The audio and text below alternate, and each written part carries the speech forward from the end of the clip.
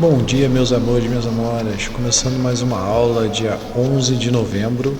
Basicamente, nós já terminamos o conteúdo aqui sobre o quarto bimestre, sobre o processo de radioatividade, atividade, processo de fissão, fusão nuclear. Na última aula não tivemos vídeo, entretanto tivemos uma atividade, Eu cheguei a corrigir aqui a atividade, vou até corrigir com vocês. Diz o seguinte: a energia gerada por fusão nuclear é viável? Explique. Então, o que acontece? Inicialmente, ela não é viável, tanto que não existe usina nuclear de fusão nuclear. Por que não é viável? Porque para eu ter as condições de fusão nuclear, eu preciso de alta temperatura e alta pressão. Coisas que eu vou gastar uma energia tremenda para poder ter essas condições. Então, eu acabo gastando mais energia do que energia que eu vou ganhar. Então, não é viável. Então, já explicando a questão número 2, quais as condições para ocorrer a fusão nuclear? É exatamente alta temperatura e alta pressão. Questão número 3, explique como ocorre a fusão nuclear no Sol, ou seja, a estrela vai começar a encolher devido à gravidade. Nesse processo, a pressão aumenta e a temperatura também. Como eu vou ter uma pressão e temperatura aumentando, eles vão ter as condições para ocorrer a fusão nuclear. Então, ele queima o hidrogênio e transforma em hélio. Nesse processo libera energia. A energia faz ele crescer de novo. Aí de novo, começa a crescer de novo, começa a comprimir de novo. Vai chegar ali na condição exata para fundir o hélio. Aí funde o hélio e vira outro. Então ele vai nesse processo de vai e vem. A energia gerada por fusão nuclear é limpa? Sim, é uma energia limpa. Existe resíduo gerado? Não, não existe resíduo gerado. Por isso que é uma energia limpa, porque eu vou pegar hidrogênio e vou gerar hélio, ou seja, não tem nada demais. E aí, como a atividade ficou para casa, para 4 de novembro, assistir ali o filme, fazer o resumo, e seguindo em contrapartida, a gente vai começar a ver um novo conteúdo, que é exatamente a parte de mecânica dos fluidos. O que é a mecânica dos fluidos?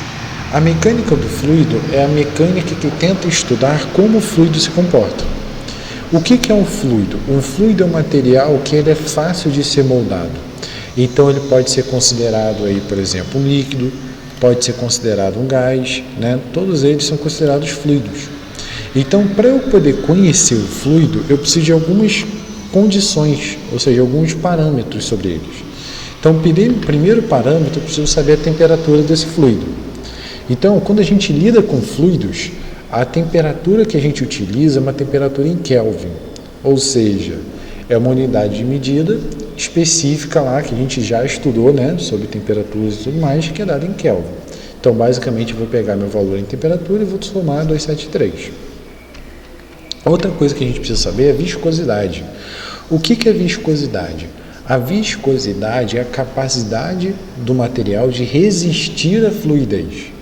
Ou seja, é o que evita com que o material flua, escoe. Então, por exemplo, faz diferença se eu pegar um copo de água e virar ele para baixo, ou se eu pegar, por exemplo, um copo com mel e virar ele para baixo. O mel vai demorar muito mais a escorrer do que meu copo com água. Então, eu posso dizer que o mel ele é muito mais viscoso, certo? Então, eu teria exatamente esse parâmetro. Tudo bem? Então, repara ali que eu tenho um gráfico, Quanto mais para a direita, mais viscoso esse material vai ser. Ou seja, mais difícil vai ser esse material de escoar. Então, eu posso dizer que esse material vai ser mais viscoso. A outra coisa que a gente tem é a densidade. Ou seja, basicamente, a densidade ela vai relacionar o quanto eu tenho de massa com o quanto eu tenho de volume. Ou seja, não adianta nada eu ter ali 1 quilo de material quando a gente fala assim, o que é mais pesado? 1 quilo de areia ou 1 quilo de algodão? Os dois vão ter o mesmo peso. Exatamente porque ambos vão ter a mesma massa, mas o volume não é o mesmo. Se eu for pegar 1 quilo de algodão, ele vai ocupar um volume muito maior do que se for simplesmente 1 quilo de areia. Faz diferença. Então, eu preciso relacionar essa massa com esse volume. Então, a densidade nada mais é do que uma relação de massa sobre volume. Ou seja, quanto mais pesado Mataram alguém aí. Quanto mais pesado for esse objeto, mais denso for esse objeto, mais profundo esse material vai tender a ir.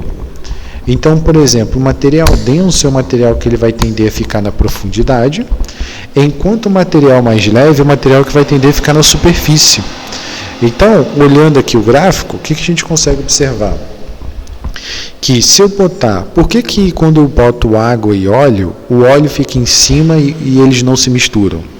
Primeiro que eles não vão se misturar porque o óleo ele é hidrofóbico, ou seja, ele não mexe, ele não se combina com a água, né? Já começa por aí. Segundo, porque eles têm densidades diferentes.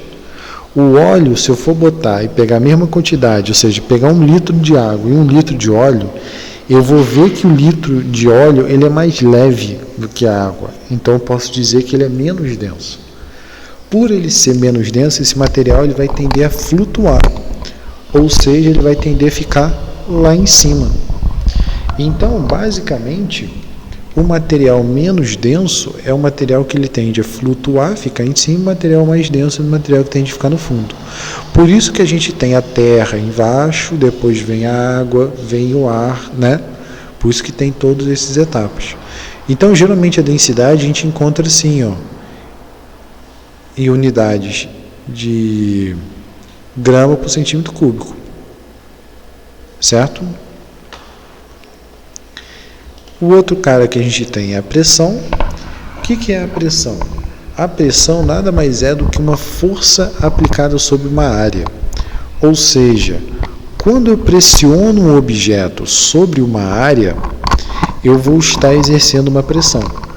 Então repara ali, ó, no primeiro exemplo, a gente é nítido observar que se eu pegar um prego e for tentar encostar em um balão de festa, basicamente esse prego ele vai acabar quebrando. O prego vai quebrar, o balão vai estourar. Mas não vai acontecer a mesma coisa no outro do lado. Por que não acontece a mesma coisa no outro? Porque no outro eu vou ter que a minha pressão ela vai ser distribuída pelo meu material. Ou seja, eu vou ter uma área maior de contato, né? Como a pressão é força sobre a área, quanto maior a área desse objeto, menor vai ser essa força aplicada. Ou seja, a força não vai ser suficiente para quebrar esse tipo de material, né? Para romper ali o ligamento do balão e tudo mais. A pressão também ela é relacionada quando a gente compara com pressão atmosférica. Ou seja, a pressão atmosférica, o que é a pressão atmosférica? A pressão atmosférica é a coluna de ar em cima da gente. Então pensa comigo, tudo tem peso. Então, quando a gente mergulha, a água fica em cima da nossa cabeça, empurrando a gente para baixo. A mesma coisa vai acontecer com o ar. Existe uma coluna de ar que pressiona a gente para baixo. Então isso é uma pressão atmosférica. A pressão atmosférica é o que a gente chama de pressão a nível do mar. Ou seja, a unidade de medida de pressão, né, a pressão ela pode ser medida de várias formas. Dentre delas nós temos PSI, que é libra força por polegada quadrada, que é utilizado, por exemplo, para você calibrar o pneu. Temos o ATM, que é utilizado a pressão nível do mar. Temos o bar, que é utilizado para cilindros de pressões, ou seja, cilindro de oxigênio, para mergulhador, essas coisas. Temos em Newton por metro quadrado, em Pascal, que são as unidades mais usuais, ou mmHg, ou seja, milímetros de mercúrio, né? Então, a pressão em ATM, em atmosfera, ela representa 10 elevado a 5 Pascal, ou seja, a pressão exatamente é o nível da nossa altura. Acontece que a pressão a gente também pode medir com essa outra relação aqui, ó, ρGH. Quem é ρGH? Ρ é a nossa densidade, G é a gravidade, H é a altura. Então eu consigo saber a pressão atmosférica. O interessante dessa pressão atmosférica é que quanto mais alto a pessoa está, mais rarefeito é o ar.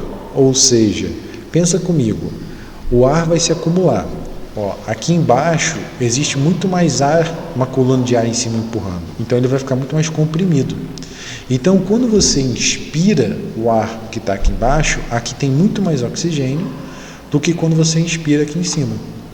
E essa diferença é o que vai gerar ali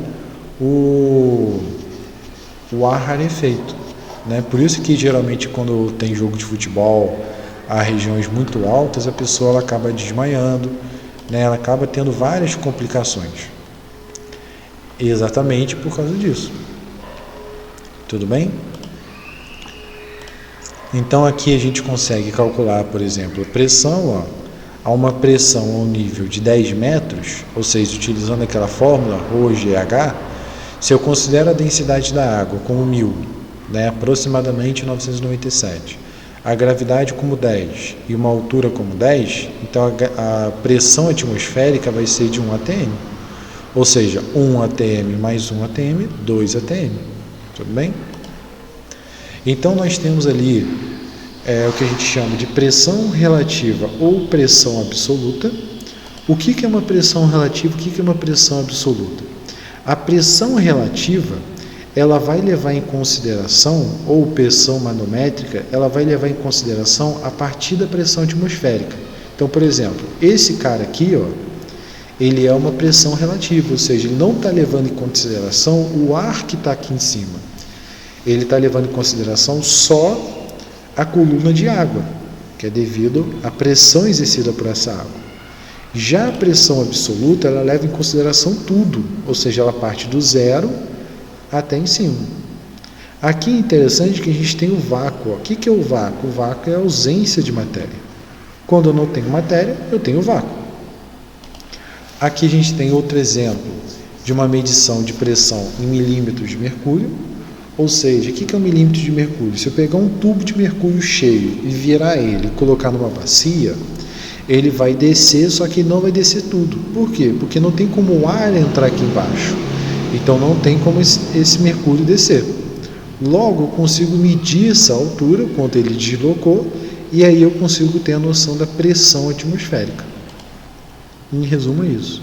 Que é exatamente um experimento conhecido que acontece dentro da vela.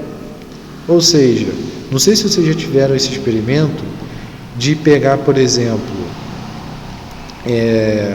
uma garrafa, colocar uma vela, acender ela. Por que vai acontecer da água subir? Exatamente porque a água, o ar aqui, o fogo vai queimar esse ar que está aqui em volta, ou seja, o ar vai esquentar, vai expandir, vai empurrar esse ar para fora. Quando essa vela apaga, ele resfria esse ar. Quando resfriou esse ar, o ar vai encolher. E aí essa água vai entrar aqui para baixo. Tudo bem? Então, bem simplesinho, bem teórico esse conceito. Então, a gente vai terminar a nossa aula por aqui. Tem uma atividade para casa que eu vou deixar aqui depois. E a gente vai corrigir na próxima aula. Tudo bem, gente? Então, até a próxima. Falou!